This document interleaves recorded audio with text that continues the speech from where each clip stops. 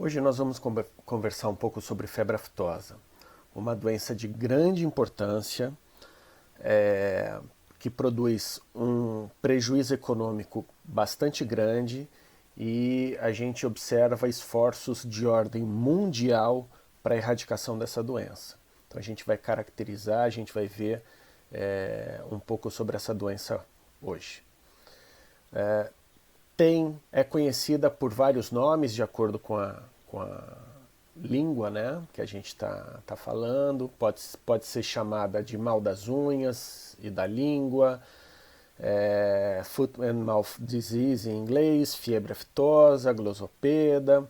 É uma doença infecciosa viral aguda, altamente contagiosa. Essa é uma das características marcantes da febre aftosa. A febre aftosa não é uma doença que se caracteriza por mortalidade, né, por letalidade. É uma doença que se caracteriza por produzir lesões que não são, não tem caráter letal, né, que afeta apenas as mucosas do aparelho digestivo. Se caracteriza por produzir lesões vesiculares no sistema digestivo, na mucosa, no epitélio do sistema digestivo, principalmente boca, né? Então não é uma doença que vai provocar morte no animal. A gente vai ver mais para frente que, dependendo em situações específicas, ela até provoca morte, mas no geral não é uma doença mortal, que acomete animais biungulados. Isso é outra característica bastante importante da febre aftosa. É a questão dela produzir lesões em animais que apresentam casco fendido. Somente nesses animais? Não, nós temos outros animais silvestres, né, que podem albergar o vírus, que eles não são biungulados. Por exemplo, elefantes, por exemplo, capivaras, por exemplo, antas, né? Mas quando a gente fala de animais de produção, são animais de produção biungulados, né? Principalmente em bovinos, né? Então tem grande importância econômica. Se a gente parar para pensar que uma afta na nossa boca, pequenininha, ela incomoda muito, imagina lesões extensas, aftas extensas, né? Lesões vesiculares extensas com 5, 10, 15 centímetros, ou provocando o descolamento de todo o epitélio da boca. Um animal desse, ele não se alimenta. Um animal desse, ele não consegue quase ingerir água pela dor que ele sente. Então, é um animal que, ao não se alimentar,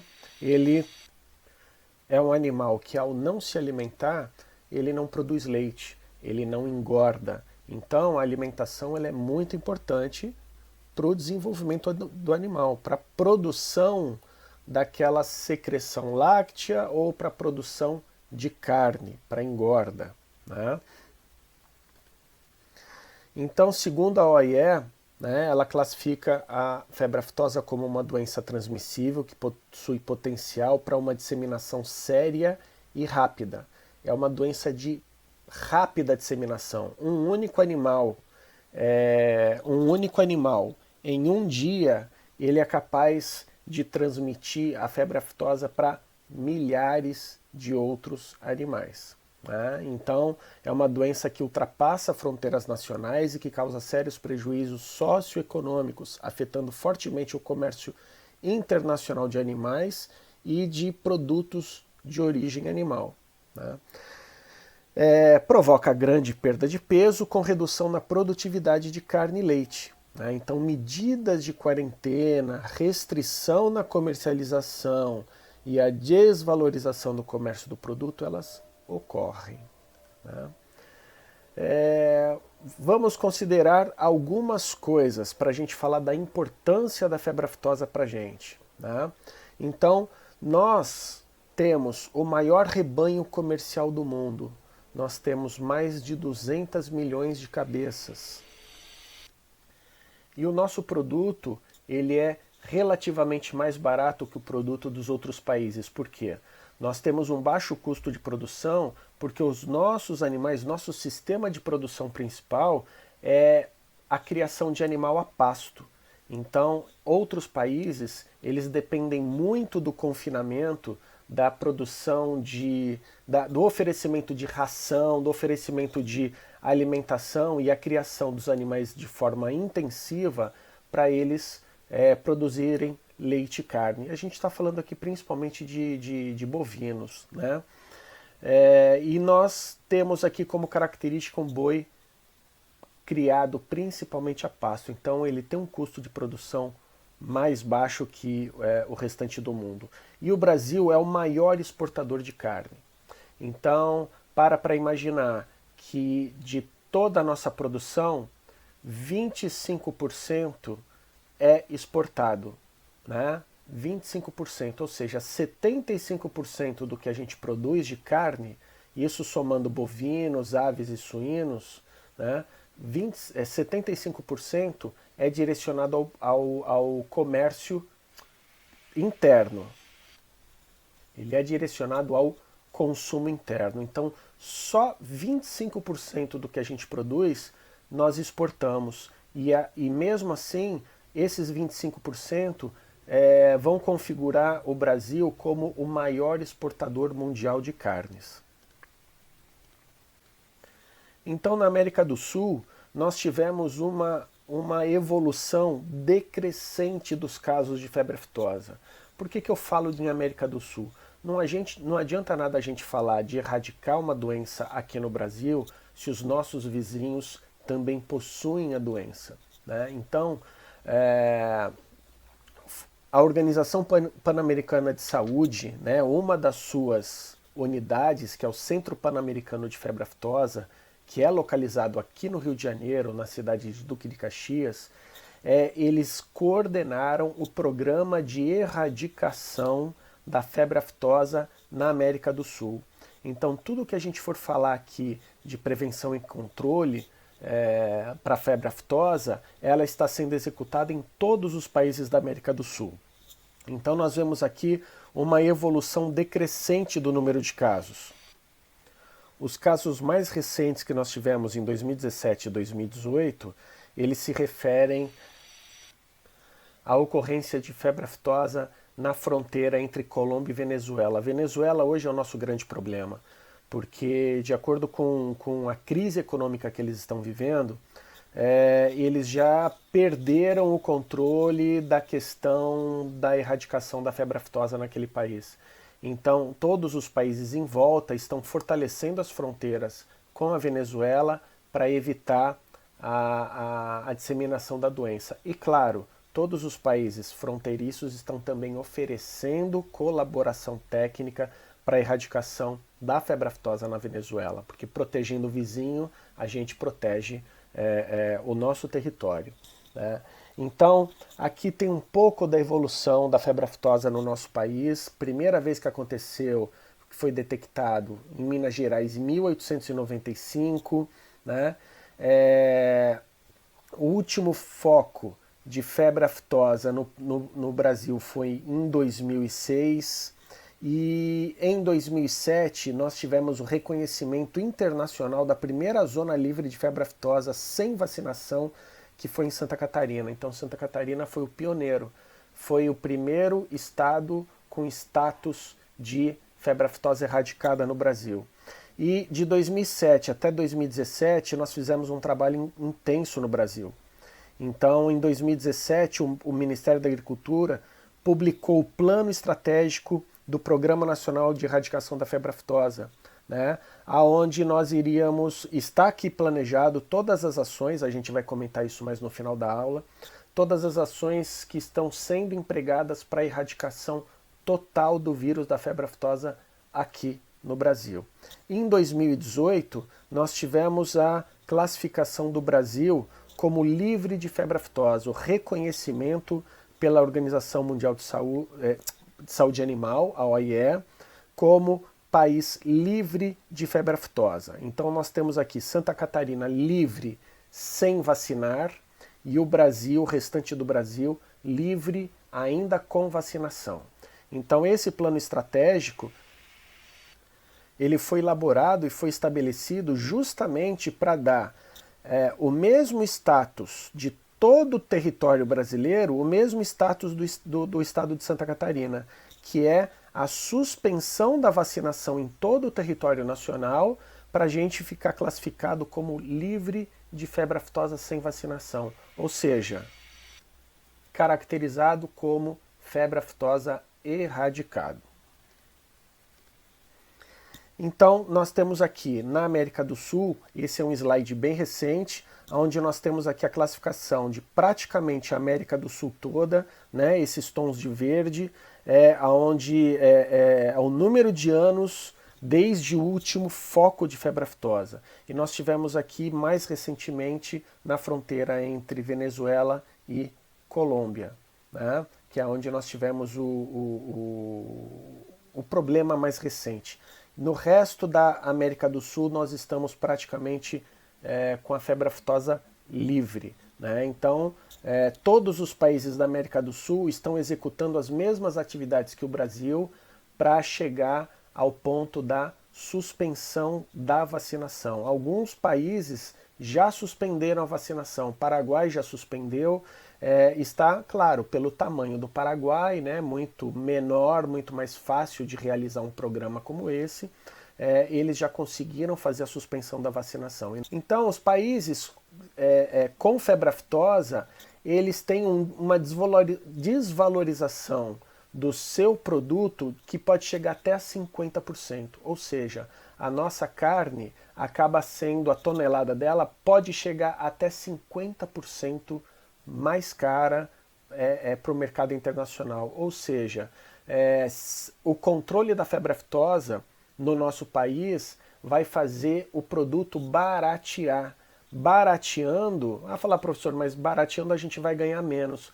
Muito pelo contrário, barateando nós vamos alcançar mais mercados, mais países vão querer comprar a nossa carne. Então a gente pode ganhar um pouco menos, mas nós vamos vender mais. Então nós teremos um lucro maior, uma comercialização maior, né? Países com febre aftosa têm restrições, né, nessa comercialização e tem acesso restrito ou até mesmo a perda de alguns mercados, né? Países sem febre aftosa, a gente tem valores maiores do nosso produto, não tem restrições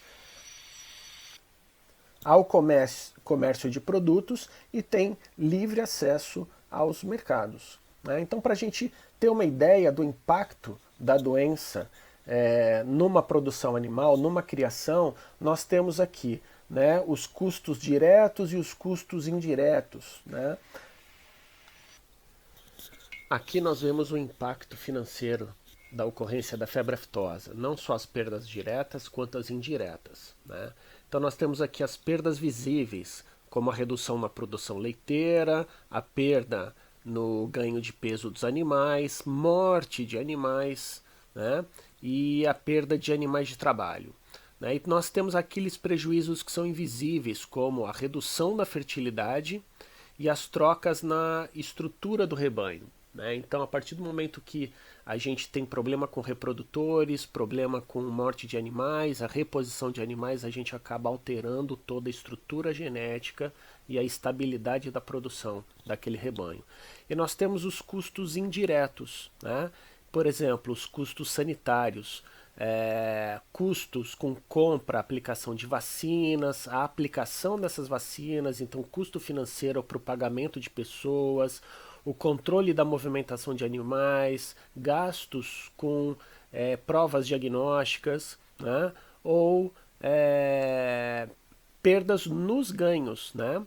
Com o uso, o que ele chama aqui de subótimo, ou seja, o subuso das raças, né? Então nós temos ali às vezes um potencial genético enorme dentro da propriedade, mas por causa da febre aftosa esses animais eles rendem menos. Então nós temos muita genética e pouco rendimento, né?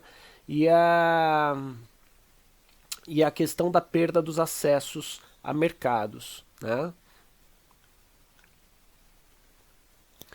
Então nós temos aqui, um vírus RNA da família Picornaviridae, do gênero Aftovírus. Nós temos 7 sorotipos ou grupos genéticos do vírus da febre aftosa. Temos os vírus O, A e C, que são distribuídos no mundo inteiro. Os vírus SAT1, SAT2, SAT3 distribuídos na África e o Ásia-1 na Ásia. Então nós temos aqui a América do Sul, O, A e C. O C já tem muitos anos que não acontece na América do Sul, então praticamente a gente nem considera mais a ocorrência do vírus C. Na Europa, O, A e C, África, O, A e C, SAT1, SAT2, SAT3 e na Ásia, o O, A e C e o Ásia-1.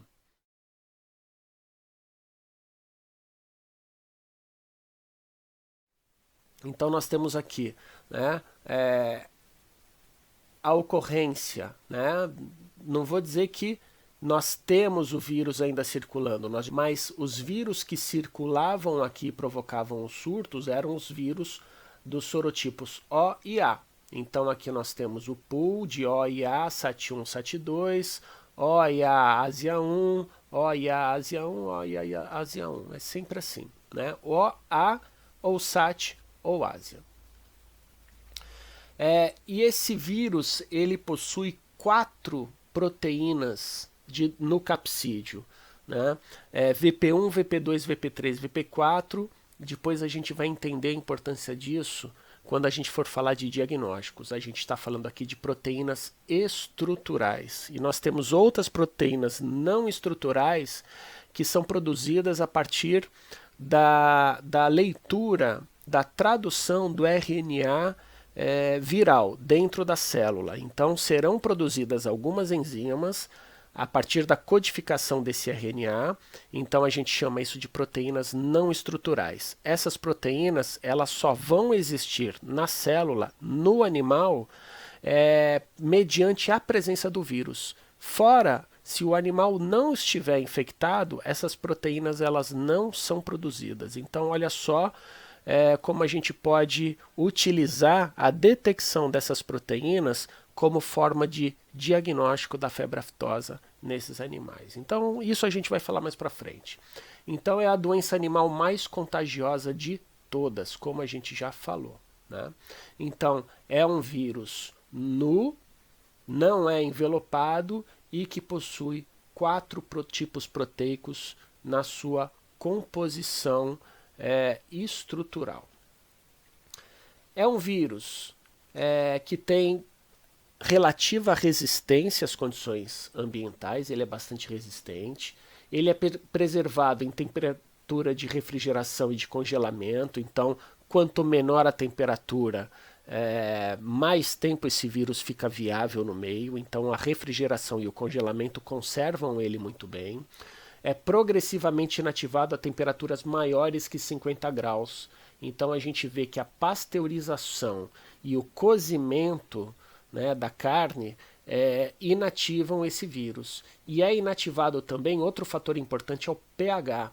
É inativado em pH menor que 6, então ácido, e maior que 9, em meio alcalino. Então as variações de pH, né, fora daquilo que a gente chama de neutralidade, eles vão causar a inativação desse vírus. Então, pH ácido ou pH alcalino provocam a alteração estrutural desse vírus, inativando esse vírus. Então, esse vírus ele é resistente a alguns agentes desinfetantes. Ele é resistente a alguns iodóforos, ele é resistente à amônia quaternária, ao hipoclorito, ao fenol e ao éter. A grande maioria desses aqui são aquilo que a gente chama de solventes orgânicos. A gente vai falar muito disso, da diferença entre solventes orgânicos e desinfetantes que alteram o pH do meio. Solventes orgânicos eles agem principalmente no envelope do vírus, que é uma estrutura composta por gordura, né? Então a gente utiliza os solventes orgânicos para desestruturar a gordura do envelope. Como esse é um vírus nu, não é envelopado, esses desinfetantes eles não agem no vírus da febre aftosa. Então a gente vai ver aqui que esse vírus é inativado por hidróxido de sódio, olha só, alcalino, né? Carbonato de sódio tem um G a mais aqui, a 4%, é alcalino, ácido cítrico, ácido, e o formol. O formol é o único solvente orgânico que age aqui nesse vírus. Ele sobrevive na medula óssea em pH neutro, ou seja, se a gente for utilizar, se a gente for comercializar carcaça animal com osso, esse vírus ele permanece viável na medula óssea. Então, por isso que a grande maioria dos países não faz o comércio de carcaças inteiras, carcaças com ossos, faz o comércio das peças, né, da carne desossada, justamente para evitar a possibilidade de transmissão do vírus da febre aftosa embutido ali naquela medula óssea. Né? Então, na medula óssea, esse vírus fica congelado, viável, por 5 a 7 semanas, tempo suficiente para produção, para transporte, comercialização, chegada no outro país e o início de um outro foco em outro país. Ele é destruído no músculo quando o pH fica menor que 6, por exemplo, no rigor mortis. Então, no próprio processo de maturação da carne, esse vírus ele é inativado. Então, na carne, na massa cárnea, ele é inativado, mas na medula óssea, então numa carcaça com osso, esse vírus ele permanece viável. No ambiente, no solo, na ausência de luz solar direta, ele permanece viável por 2 a 5 semanas. Né? Então, aquelas instalações, estábulos, salas de ordenha, troncos de contenção e coxos, que são sombreados, né? Que são mal higienizados, que tem ali muita matéria orgânica, muitas fezes, muita umidade, elas vão fazer a manutenção desse vírus por muito tempo. Na silagem, ele fica viável por volta de 1 mês. É uma doença altamente contagiosa, como a gente já falou, tem mortalidade baixa, menos de 5%. Né? Quando que acontece essa mortalidade? Quando bezerros bem jovens, sem histórico vacinal, eles se infectam. Esse vírus ele faz um ciclo em bezerros na musculatura cardíaca, então prejudicando os batimentos cardíacos e provocando a morte desse animal. A gente vai ver um pouco mais para frente. A morbidade ela é alta, em torno de 100%, ou seja, todo plantel ele é infectado e ele adoece. Naturalmente, os biungulados, os animais de casco fendido, né, não só os animais domésticos e selvagens, eles são afetados. Né? Os hospedeiros naturais, então a gente tem aí os bovídeos, né? Então o boi europeu, os zebuínos, os búfalos, todos eles são afetados. Suínos são afetados, os ovinos também, caprinos e todos os ruminantes selvagens e os suídeos selvagens também. E na América do Sul nós temos os camelídeos, né? Então, não só, né, na América do Sul, então camelos e dromedários, eles são africanos e asiáticos, mas na América do Sul nós temos as lhamas, as alpacas, o guanaco e a vicunha, né? São os camelídeos sul-americanos. Né? Eles são menos suscetíveis, mas ser menos suscetível não significa que ele não é suscetível. Né? Os solípedes, quem são os solípedes? Eles são resistentes. Quais são as fontes de infecção? Ou seja, quem são os principais transmissores, aqueles que vão repassar o vírus? Nós temos aqui os animais clinicamente afetados. Então, animais doentes, eles são fontes de infecção. E nós temos a figura dos portadores. Quem são os portadores? São aqueles animais que estão clinicamente sadios, mas eles estão infectados. Então, a gente tem os portadores em incubação, aqueles animais que estão iniciando o processo de replicação no seu organismo, mas ainda não estão doentes. E os convalescentes, né? São aqueles animais que já adoeceram, passaram pelo processo de doença e estão em fase de recuperação. Mas mesmo em recuperação, eles ainda eliminam vírus no ambiente, né? Então, os convalescentes ou os sadios pós-doença, né? Então, os bovinos podem ser portadores por até 30 meses. Né? Então, um animal que já se infectou e já adoeceu, ele pode ficar ainda mais de 2 anos e meio transmitindo essa doença. Ovinos, 9 meses e suíno, 1 mês. As vias de eliminação, principalmente as excreções e as secreções, ou seja, fezes, urina, leite, lágrimas, saliva, todo e qualquer tipo de excreção e secreção do organismo do animal.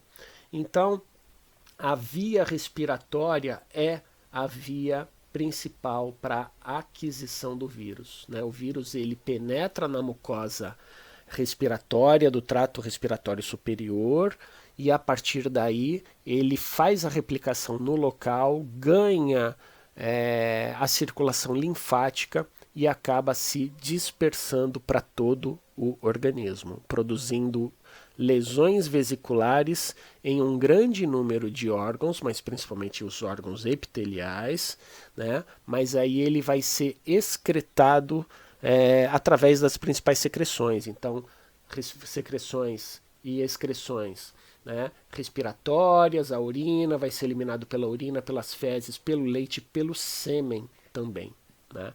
Então ele pode ser eliminado 4 dias antes da manifestação dos sintomas e até 4 dias antes. E depois, a partir do momento que tem os sintomas, até mesmo depois da recuperação desse animal, ele pode ficar aí por vários meses excretando esse vírus, né? A transmissão pode ser feita de forma direta, pelo contato entre os animais, o convívio entre os animais, ou por via indireta, né? Então, através de aerossóis, fomites contaminados. O que é isso? Comedouros, bebedouros, objetos contaminados, né? Pode ser feito a transmissão através de produtos de origem animal, carne e derivados. Mas, professor, a vaca é ruminante. Como é que um produto de origem animal, como é que um leite, como é que uma carne, ela vai transmitir a febre aftosa para outra vaca?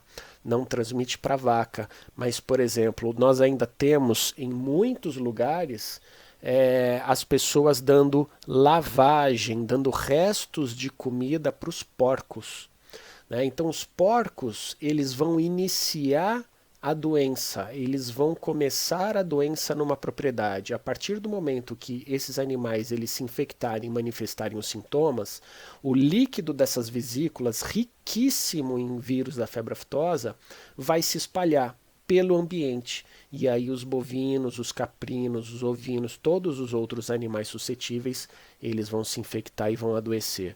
Então uma boa porta de entrada para o vírus numa propriedade é através de produtos de origem animal. A transmissão aérea por mais de 60 quilômetros em climas temperados já foi comprovada. Então já foi comprovada a transmissão, o vírus ele viajou no Canal da Mancha entre Inglaterra e França. Então teve um foco em um dos lados e depois apareceu foco do outro lado. E pela análise molecular foi avaliado que era o mesmo vírus e não tinha histórico de transporte de pessoas, animais, etc. entre as propriedades. Então foi avaliado que esse vírus ele conseguiu viajar por até 60 quilômetros, né? Então, como que esse vírus ele pode ser reintroduzido numa área livre, né? Então, eu acabei de falar de produto de origem animal.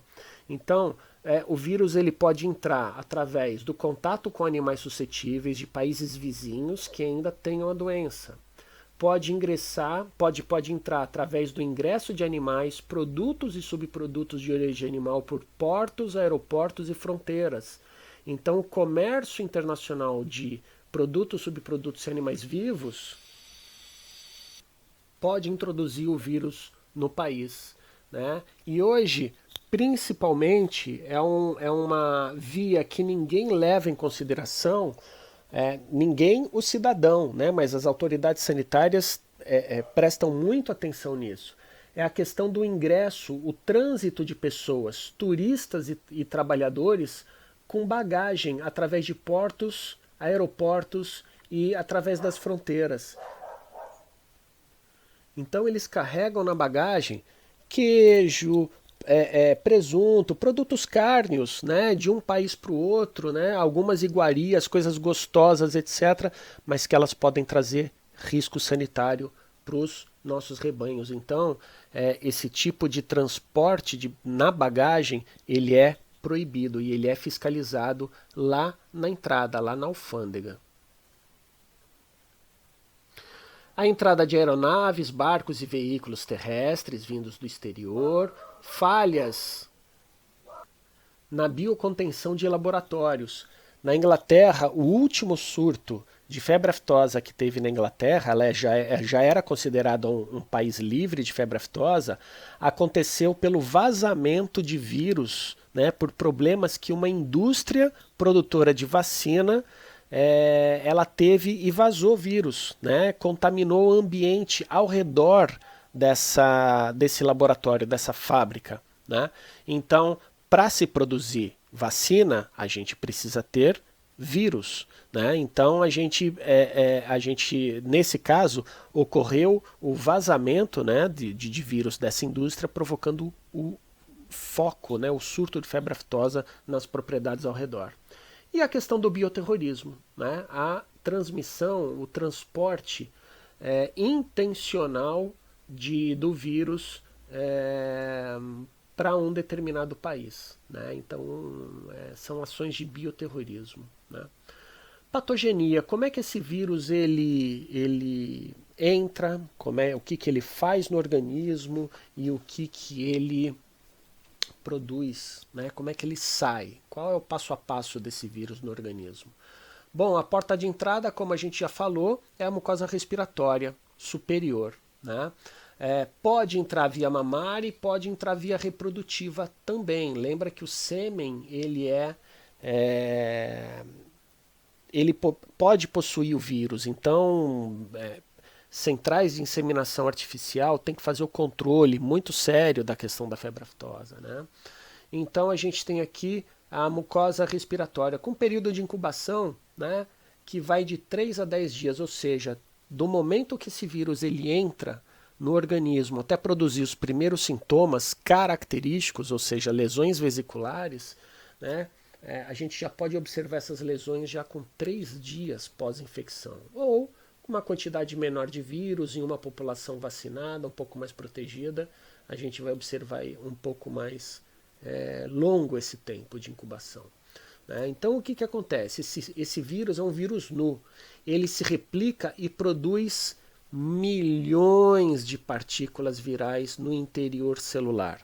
Esse vírus ele arrebenta a membrana celular, ou seja, destrói a célula para ele sair. Então ele produz lesão celular, ele produz lesão tecidual onde ele se multiplica. Então uma grande quantidade de líquido, né, contendo vírus é liberado para o meio extracelular, é liberado pelos tecidos. Por isso que a gente observa a formação das vesículas, né? Uma afta é uma membrana de pele com uma bolha líquida no seu interior. Se a gente for falar da nossa afta normal, essa bolha líquida não é infectante. Mas no caso do vírus da febre aftosa, esse líquido ele é riquíssimo em vírus. Quando essa bolha estoura, esse animal ele vai salivar, né?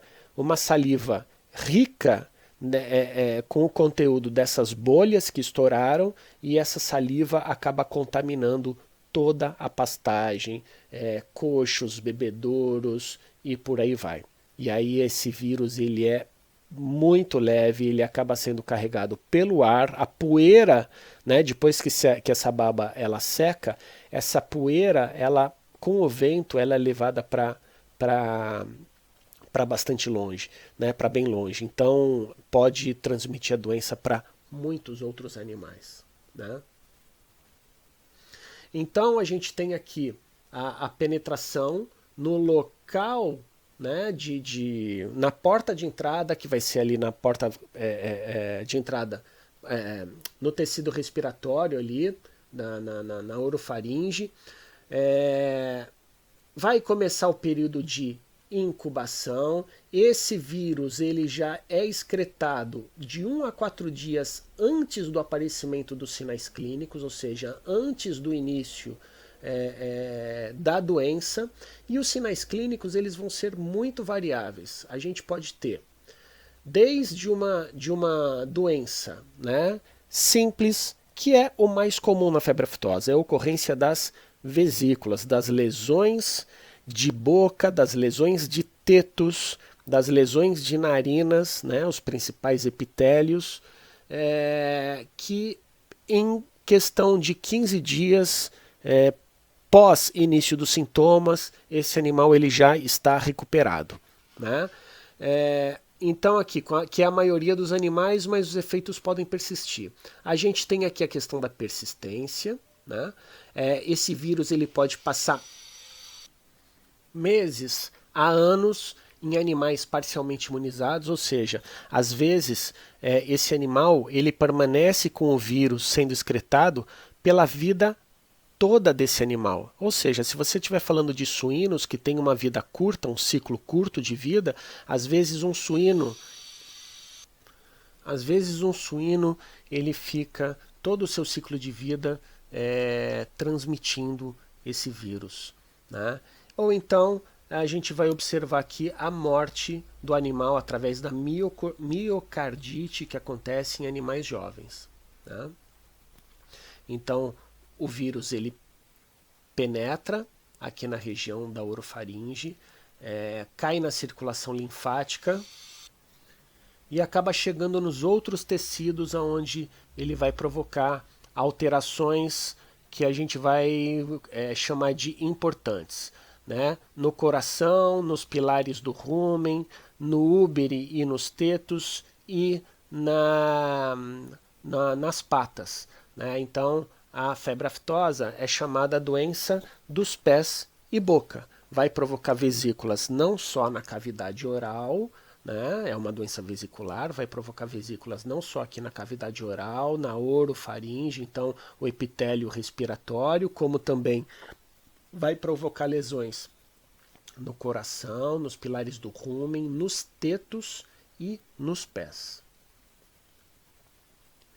Então a gente vê aqui que a excreção de vírus, né, ela é muito maior nos porcos, nos suínos. Por isso eles são os grandes iniciadores dos focos numa propriedade. A gente tem bovinos e ovelhas e caprinos produzindo uma quantidade de vírus bem menor, mas não que não seja importante, só o que eles produzem já é capaz de espalhar doença numa propriedade inteira.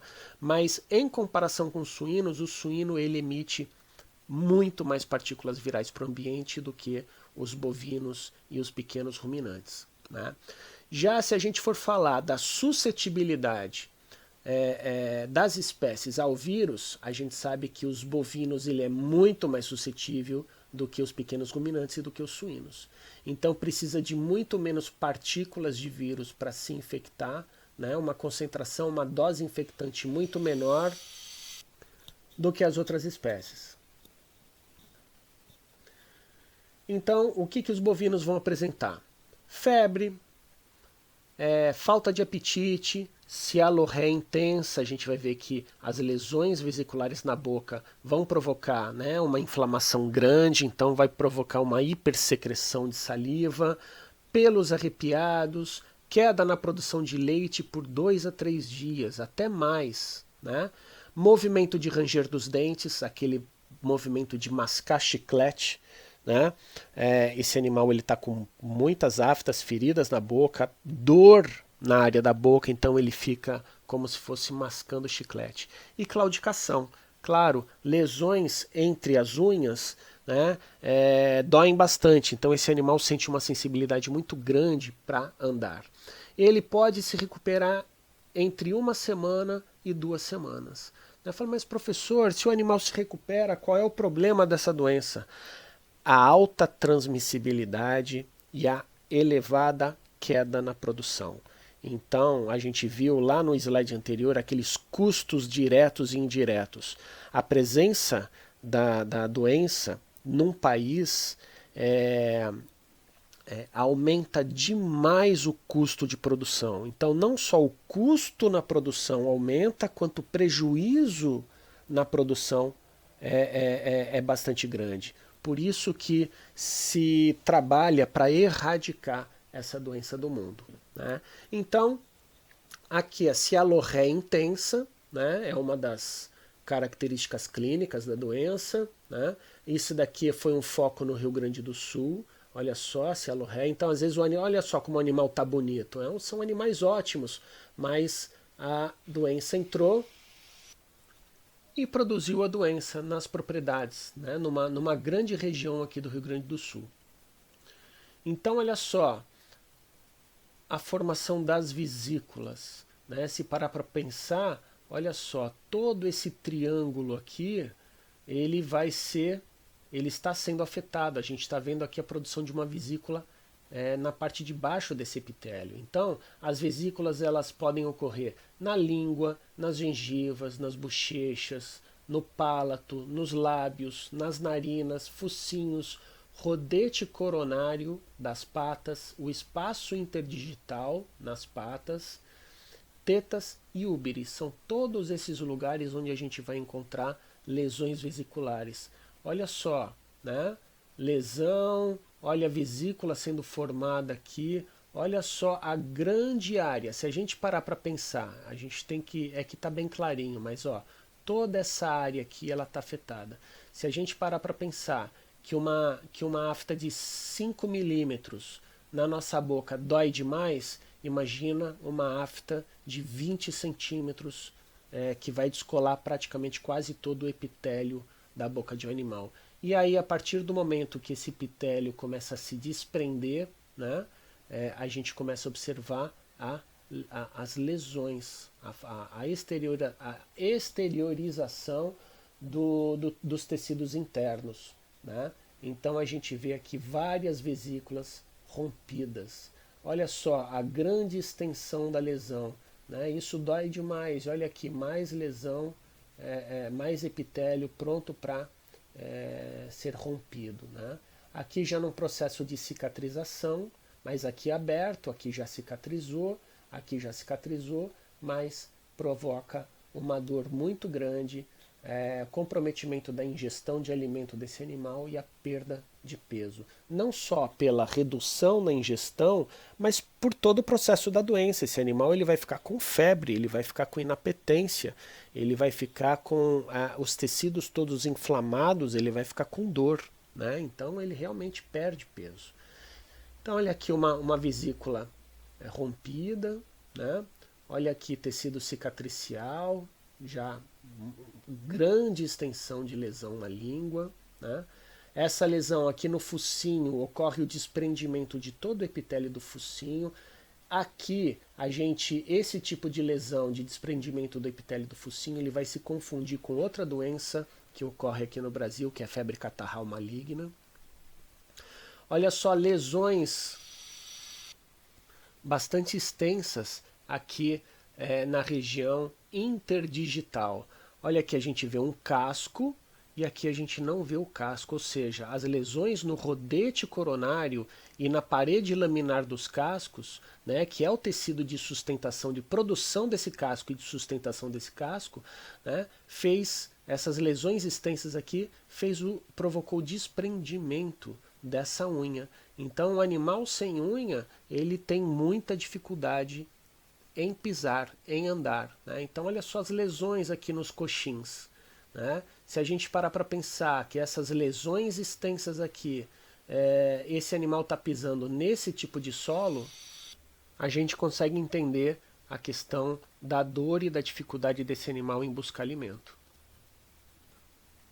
Olha só, lesões no teto das vacas. Um animal desse vai sentir muita dor à ordenha, né? Então ele evita, ele não quer ser ordenhado, e não sendo ordenhado acaba ocorrendo uma mastite por retenção, né? Então não só vai causar um problema local, mas um problema mais sistêmico em função da dor que esse animal ele sente, né? Então essas são as lesões que a gente pode observar com o animal ali vivo, né? São as lesões enquanto a doença ela está se manifestando, mas a gente também tem algumas lesões que podem ser observadas na necrópsia. Então, desde erosões no pilar do rumen, né? A gente sabe que o pilar é uma das áreas que divide o rumen, separando ele dos outros compartimentos, né, do estômago, e a gente pode observar a degeneração do miocárdio, que é uma degeneração de Zenker, é o famoso coração tigrado, né, da degeneração de Zenker, onde a gente vai observar lesões teciduais nessa musculatura. Essas lesões, essa musculatura vai ser substituída por tecido conjuntivo, que é tecido cicatricial. Então imagina um tecido que precisa contrair, né? Mas ele está repleto de um tecido duro, que é o tecido conjuntivo. Então a gente vê que esse animal ele não consegue contrair de forma adequada o coração para bombeamento do sangue. E esse animal ele morre por insuficiência circulatória, insuficiência cardíaca.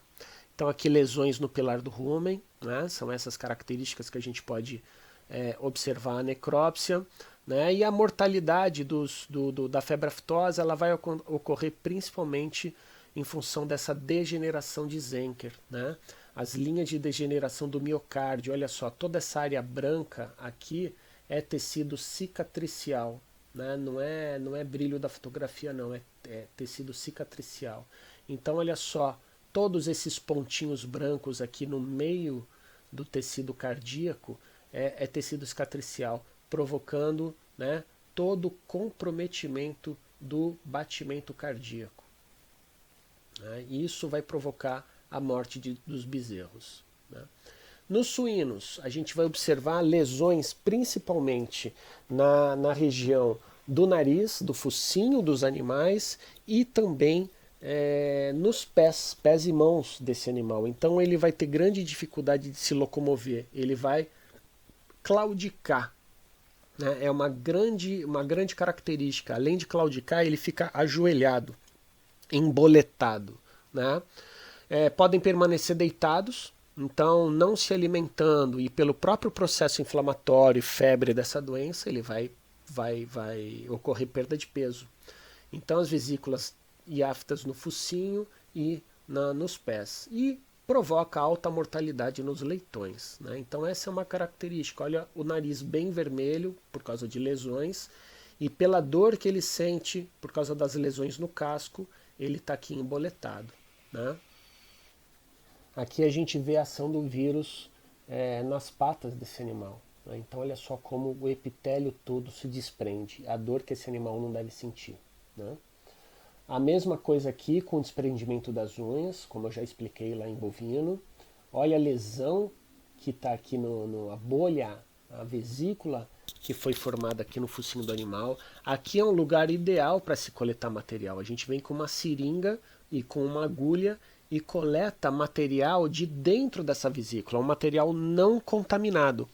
Porque se às vezes a gente coleta vesícula, essa vesícula ela tá suja, com a sujidade aqui do ambiente, né? O epitélio colhido aqui, ele pode vir contaminado com a sujeira do ambiente, mas o líquido vesicular aqui de dentro, ele é estéril em relação a bactérias, né? Mas claro que vai ser muito rico em vírus o conteúdo dessa vesícula. Em ovinos, a doença é levinha, né? Umas pequenas vesículas, a gente quase não vai observar muita coisa em ovino e caprino, né? As lesões são menos pronunciadas e ocorrem principalmente lesões na boca.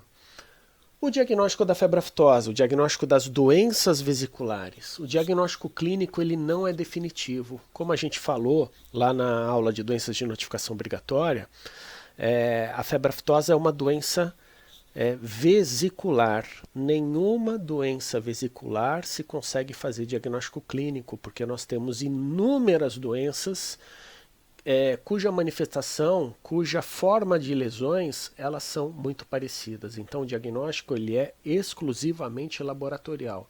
Por isso que a gente, ao observar um animal com lesões, um animal ou um conjunto de animais com lesões vesiculares, a gente precisa notificar imediatamente. Né? Então nós temos a estomatite vesicular, o exantema vesicular, doença vesicular dos suínos,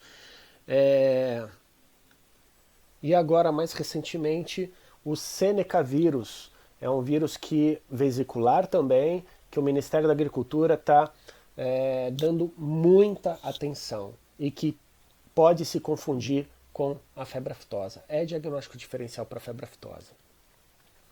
Então, as amostras para o diagnóstico laboratorial, né, a gente tem inúmeras possibilidades.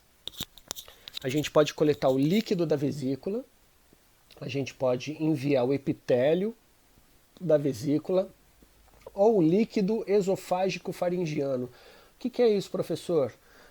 Quando a gente observa animais, por exemplo, um exemplo que eu vou citar para você, já com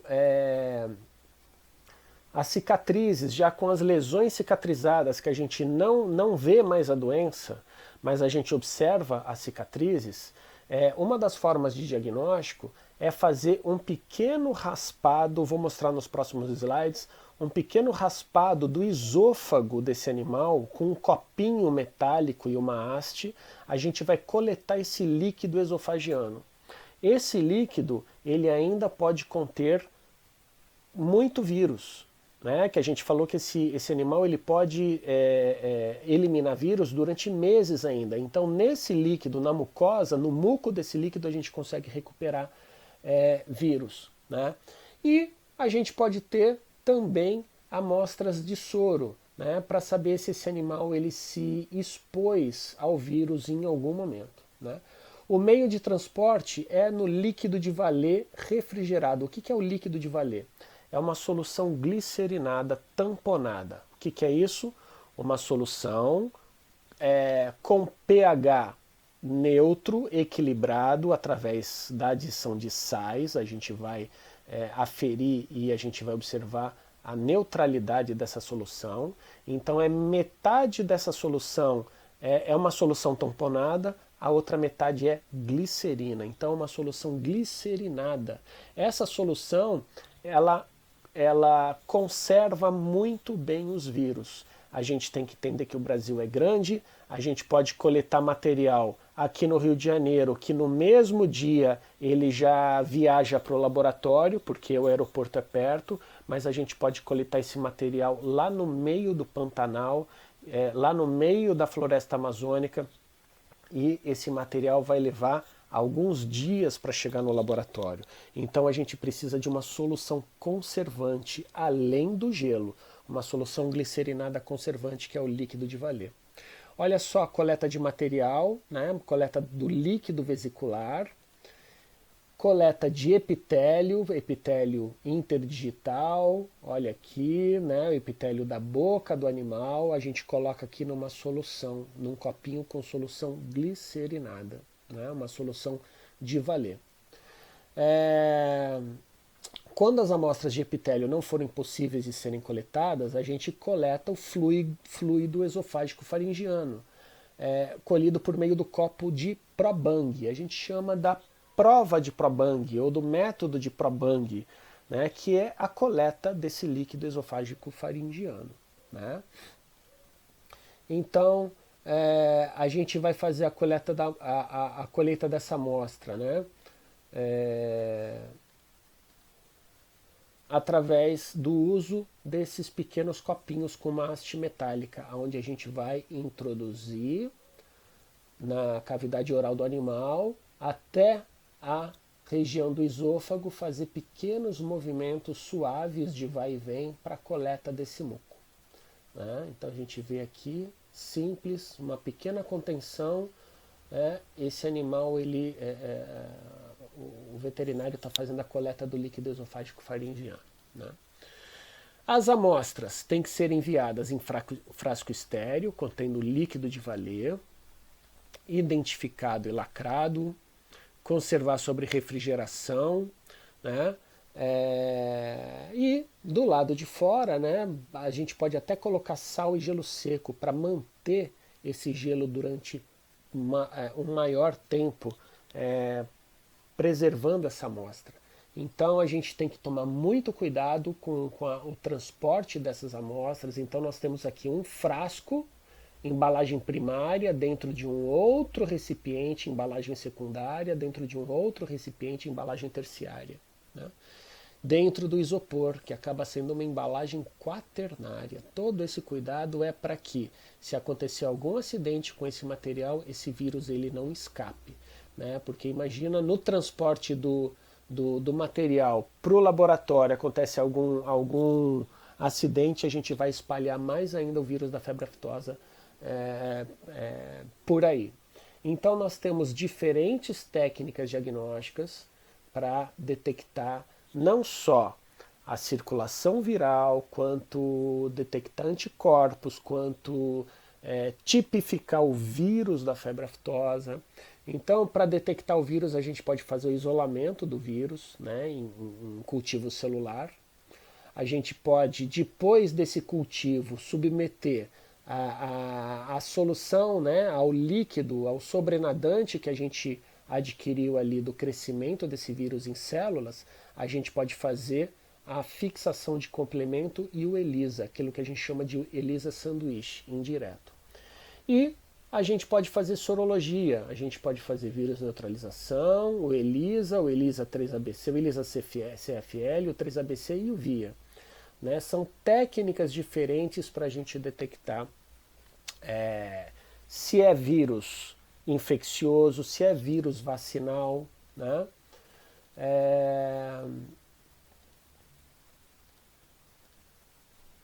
E aqui nós temos outras doenças que são confundíveis com a febre aftosa. Por exemplo, a estomatite vesicular. Mas, professor, isso daqui é a boca de um cavalo. Justamente. Bovino tem estomatite vesicular? Tem. Mas equídeo também tem. Isso é uma diferença. Se na mesma propriedade a gente observar bovinos e equídeos com lesões vesiculares, existe uma gigantesca chance do que está acontecendo ali não é febre aftosa, que seja estomatite vesicular. E outra, a forma de ocorrência da doença numa população, dessa estomatite numa população, ela é mais lenta, ela ocorre de poucos animais em poucos animais. Não é igual a febre aftosa que estoura em quase a totalidade dos animais de uma vez só. Ela vai acontecendo de pouco em pouco na propriedade. Né? Exantema vesicular dos suínos, olha só, se a gente for perguntar, né, mostrar essa foto e perguntar se isso daqui é febre aftosa, todo mundo diz que é, mas é exantema vesicular, né, extremamente semelhante. Clinicamente não tem como dizer qual é a doença. A mesma coisa com a doença vesicular dos suínos, né, produzindo lesões muito semelhantes à febre aftosa. Então nós temos aí um rol muito grande de doenças que são confundíveis com a febre aftosa. Peste bovina já foi erradicada do mundo, né? Até há pouco tempo atrás a gente tinha.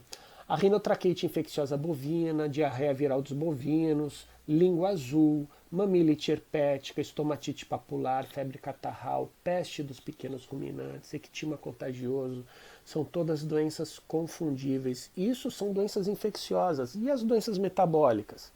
E quando a gente fala de uma estomatite por acidez, né? Quando a gente pega bezerros sendo alimentados ou sendo suplementados com polpa cítrica, né? Essa polpa cítrica é muito ácida, né? Acidifica demais o rumen, provocando a formação de estomatite na boca. Ou seja, vai provocar estomatite muito semelhante à febre aftosa, porém é uma estomatite metabólica, não é infecciosa. Peste bovina, né, além de lesões na boca confundíveis, ela também provoca diarreia sanguinolenta. Provocava, né, a peste bovina já foi erradicada. Língua azul dos ovinos, olha só, provocando lesão semelhante àquela que eu mostrei na foto anterior. Olha só, o desprendimento do focinho aqui, lesões de tetos, né, lesões no casco. Então se confunde muito com a febre aftosa. Como que a gente vai fazer a prevenção e o controle dessa doença? Bom, temos inúmeras ações que podem ser executadas. Então, desde a década de 90, quando a OIE fez o reconhecimento de áreas livres de febre aftosa, por que áreas livres? Porque a OIE ela só reconhecia um país inteiro como livre, né? Só que imagina o Brasil, com o tamanho continental do Brasil, se dependesse desses critérios da OIE, o Brasil só iria conseguir a classificação de livre agora em 2018, né? Porque nós trabalhamos o nosso território através de compartimentos, áreas livres. Então nós tínhamos aqui alguns estados livres com vacinação, outros estados livres sem vacinação e outros estados endêmicos. Então a gente foi trabalhando o país de forma compartimentada, como se fosse um quebra-cabeça, né? Uma peça, uma área de cada vez. Então o Brasil ele foi dividido em circuitos pecuários, foi feita todo um sistema de proteção das áreas livres, com controle e a vigilância dessas fronteiras, com as nossas áreas livres. A vacinação ela se tornou obrigatória, então a estratégia de uso de vacina ela é excelente para erradicar uma doença, porque ela vai reduzir cada vez mais o número de casos, chegando ao ponto de não ocorrer mais casos. A partir do momento que você não tem mais casos, não tem mais circulação viral, não tem por que vacinar. E aí a gente retira a vacinação. Controle na produção e distribuição de vacinas, então isso foi planejado e todo controlado para que não faltasse vacina em nenhum estado do Brasil ao longo dos anos, né?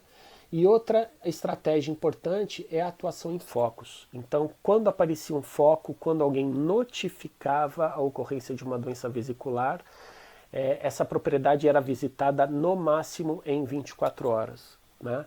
E aí, observando e vendo que realmente poderia ser febre aftosa, uma ação emergencial era deflagrada ali, né?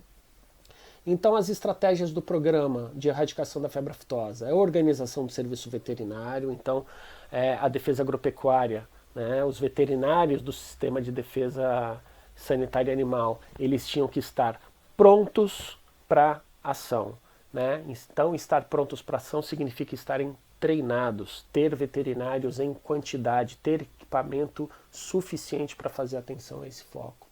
A vacinação obrigatória, como a gente já falou, a notificação compulsória, como a gente já vem falando desde a primeira aula, a assistência aos focos, como eu falei, a criação de áreas livres, a compartimentação e a vigilância ativa, né? A execução dos inquéritos epidemiológicos, a fiscalização das carcaças nos matadouros frigoríficos, tudo isso faz parte de um sistema de prevenção e controle da doença.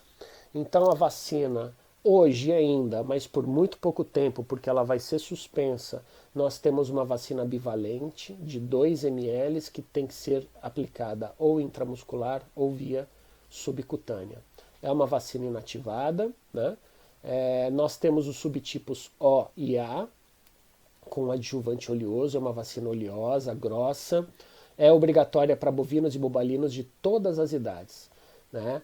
E ela é feita 2 vezes ao ano, de acordo com o calendário oficial. No Rio de Janeiro, né, e praticamente quase em todo o Brasil, ela é feita em maio e novembro.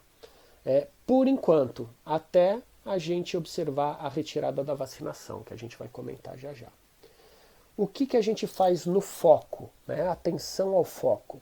Então, o atendimento, né, dessa notificação, O veterinário ele vai fazer o exame clínico dos animais, vai avaliar o histórico de vacinações, de alimentação, o histórico de trânsito. Quantos animais entraram, quantos animais saíram, de onde vieram, para onde foram, né, o histórico vacinal e toda a informação que seja relevante para tentar entender o que está acontecendo ali. Né? E é coletada a amostra desses animais. Então, se ali a gente tiver informações que realmente dê para concluir que aquilo seja febre aftosa, lesões vesiculares que se confundam realmente com febre aftosa, a propriedade ela é interditada.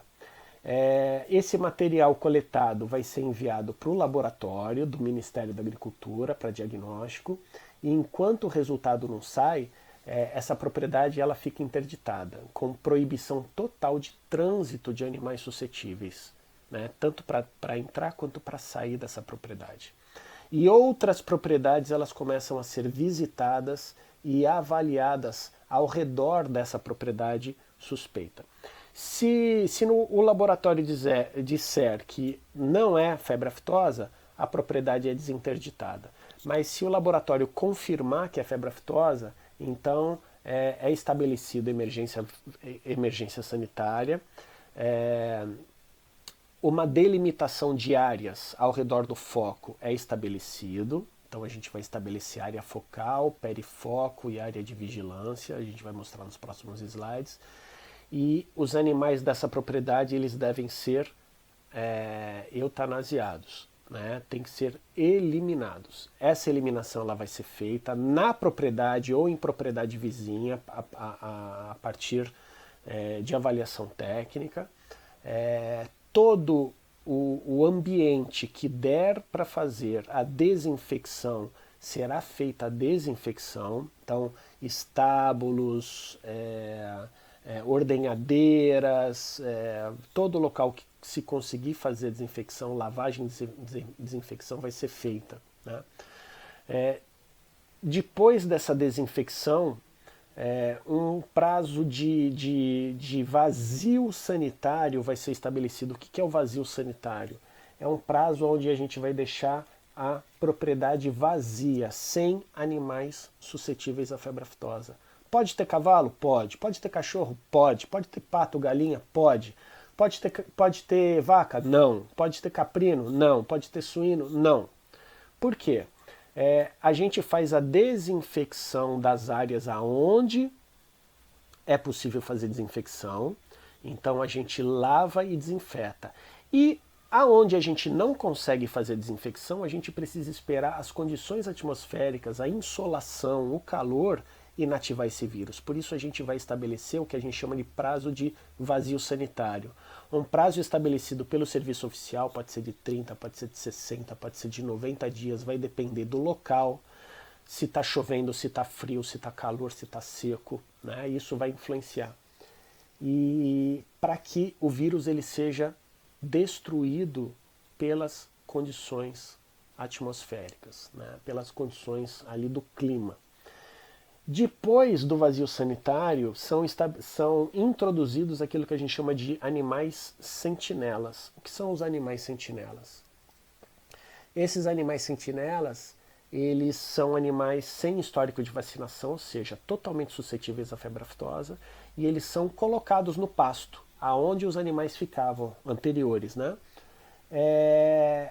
Depois da introdução, com 15 dias e com 30 dias são coletadas amostras de sangue para fazer a avaliação sorológica. Se esses animais não apresentarem anticorpos, ótimo, a propriedade ela pode ser desinterditada.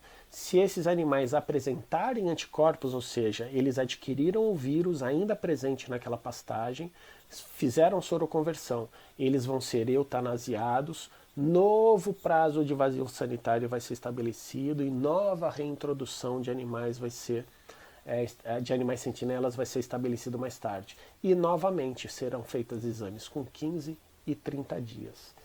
A partir do momento que todos os animais resultarem negativos, a propriedade ela vai ser desinterditada e autorizada para o repovoamento.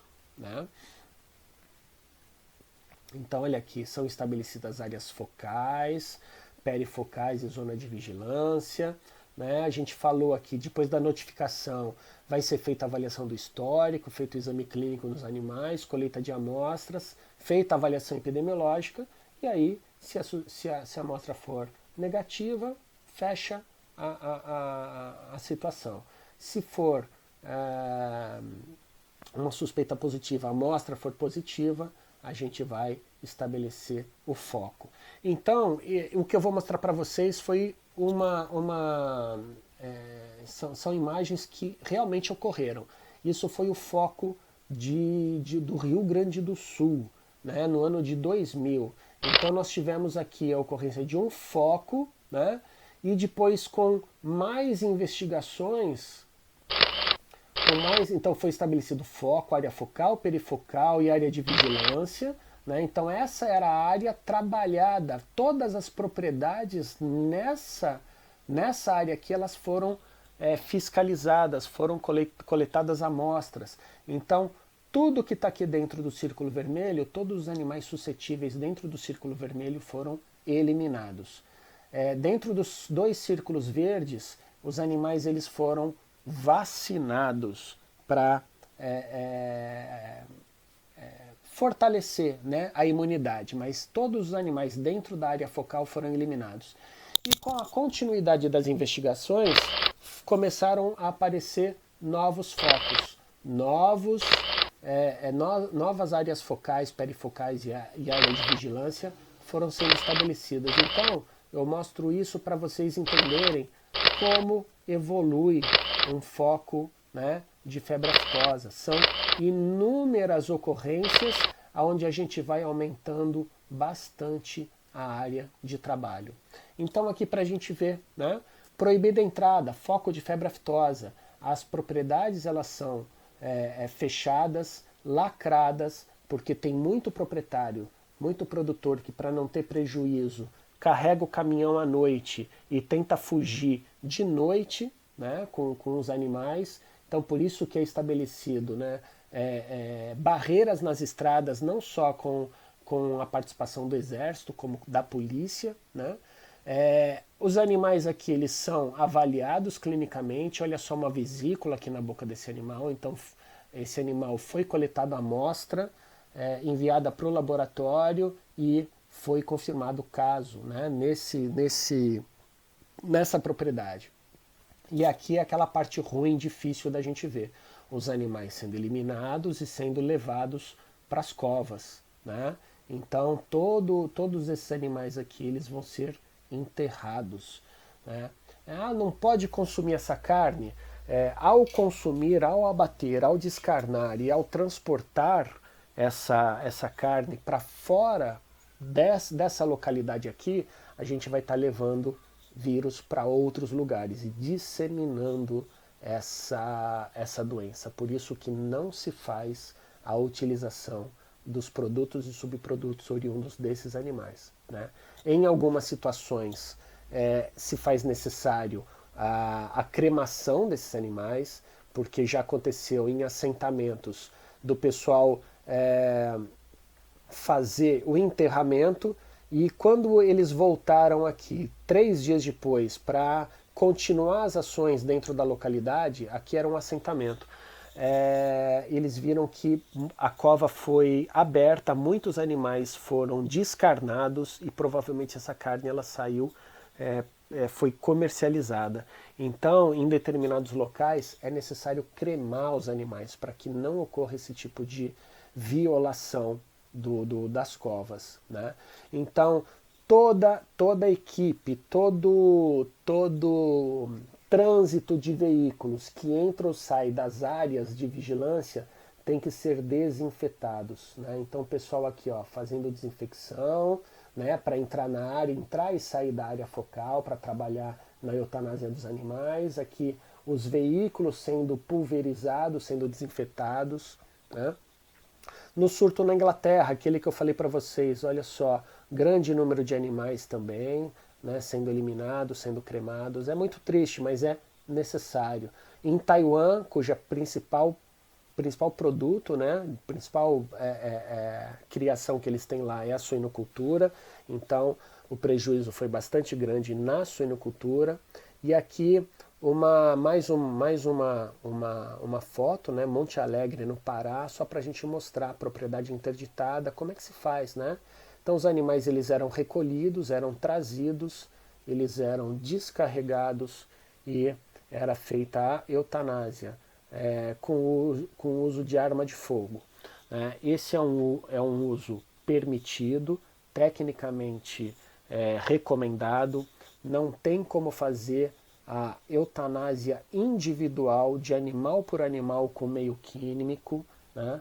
A gente às vezes tem que eliminar 20 mil, 50 mil, 500 mil, 1 milhão de animais, não tem como fazer isso individualmente, principalmente porque os animais têm que ser eliminados com muita rapidez para evitar a dispersão do vírus. Então é uma técnica autorizada, recomendada mundialmente, e as pessoas que executam essa atividade elas são treinadas, né?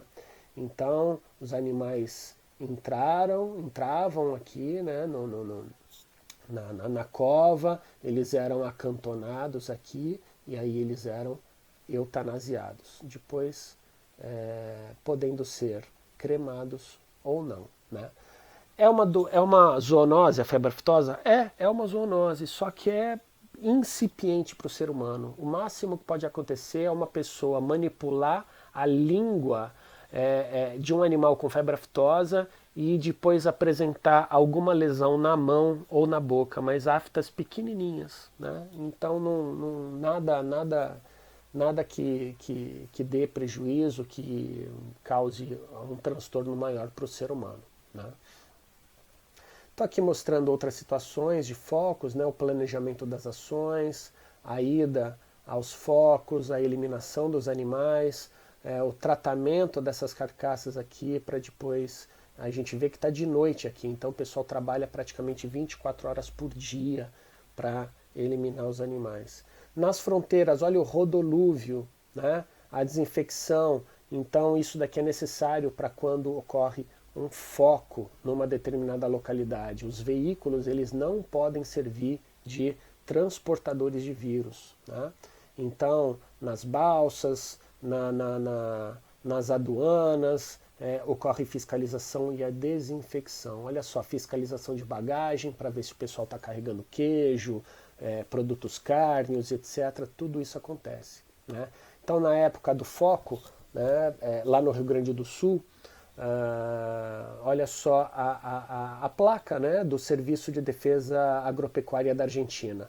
A República Argentina é um país que cuida da saúde dos alimentos. Está proibido entrar com produtos ou subprodutos de origem animal e vegetal. Declare o conteúdo da sua bagagem. Então isso é muito importante, evita a disseminação da doença, né? Então qual a situação da febre aftosa hoje no mundo?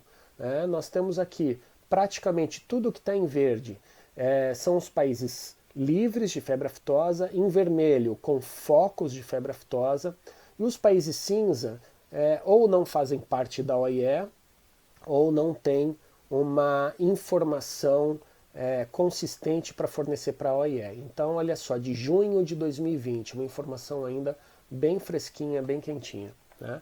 Como eu falei para vocês, os focos de febre aftosa no Brasil eles foram reduzindo até que em 2008 foi o último foco, nós não tivemos mais foco dali para frente. Como eu falei para vocês, o Brasil ele trabalhou compartimentos. Ele começou a trabalhar o programa de febre aftosa pelo Rio Grande do Sul, foi evoluindo para o Paraná, depois foi evoluindo e espalhando para a região sudeste e centro-oeste, foi crescendo, espalhando, né, até que a gente chegou num momento que em 2017 só faltava o Amazonas e o Amapá, né, e em 2017 eles foram considerados como áreas livres, e em 2018 nós tivemos o reconhecimento pela OIE de país livre de febre aftosa com vacinação, né? Então nós tivemos aqui o Brasil inteiro sendo considerado livre. Santa Catarina não vacina, o resto do país vacina, né? Em 2017, foi lançado o Programa Nacional, no Programa Nacional de Erradicação e Prevenção da Febre Aftosa, foi lançado o planejamento estratégico para se eliminar a vacinação de todo o território nacional. Então, o Brasil ele foi dividido em blocos. Bloco 1, Rondônia e Acre. Bloco 2, os estados amazônicos. Bloco 3, estados aqui, alguns estados do Nordeste. O bloco 4, alguns estados do Sudeste, do Nordeste e do Centro-Oeste. E o bloco 5, alguns estados do Sul e do Centro-Oeste. Então, cada bloco desse iria fazer uma série de atividades internamente, né? Todos eles têm a mesma responsabilidade, mas de forma gradual, o bloco 1 iria, suspender a vacinação num primeiro momento, depois o bloco 2, depois o bloco 3, depois o bloco 4 e 5. Né? Então nós temos aqui um calendário de como isso ia acontecer. Então primeiro a gente implementa várias ações dentro do Estado de vigilância, de sorologia, de reuniões com produtores, uma série de situações. Depois, para preparar a suspensão, a gente vai comunicar à OIE, né, a suspensão da vacinação, suspende a vacinação, depois da suspensão se faz durante quase um ano a vigilância soroepidemiológica. Então a gente vai fazer a sorologia nesses animais todos que não receberam a vacina para saber se eles apresentam anticorpos de infecção. Né? Não apresentando anticorpos nenhum, o Ministério da Agricultura reconhece a área como livre sem vacinação e solicita o reconhecimento pela OIE. A OIE faz a avaliação de todos os relatórios, tudo o que acontece, e vai classificar a área como livre sem vacinação. Então, cada bloco vai fazer a mesma atividade, então de forma gradual, até 2027. Na verdade, aqui a gente tem um planejamento até 2027. A gente vai ter a classificação do país como livre de febre aftosa. Então, todas essas ações aqui são as ações que devem ser executadas por todos os estados. Só mediante a execução dessas ações todas é que se pode fazer a suspensão da vacinação. Nos últimos slides, a informação ela parou no ano de 2018, dizendo que o Brasil ele estava livre, foi considerado como livre de febre aftosa com vacinação. Então, quando essa aula foi gravada, a gente ainda estava no momento que a gente ainda estava preparando a suspensão da vacinação. Hoje, já passamos de 2025, então, hoje nós somos considerados pela Organização Mundial de Saúde Animal como um país livre de febre aftosa sem vacinação. Em maio de 2025, a OIE, ou a OMSA, ela decretou o Brasil, né, ela reconheceu o Brasil como, internacionalmente, como um país livre de febre aftosa sem vacinação. Então é isso, pessoal. Bom estudo para vocês.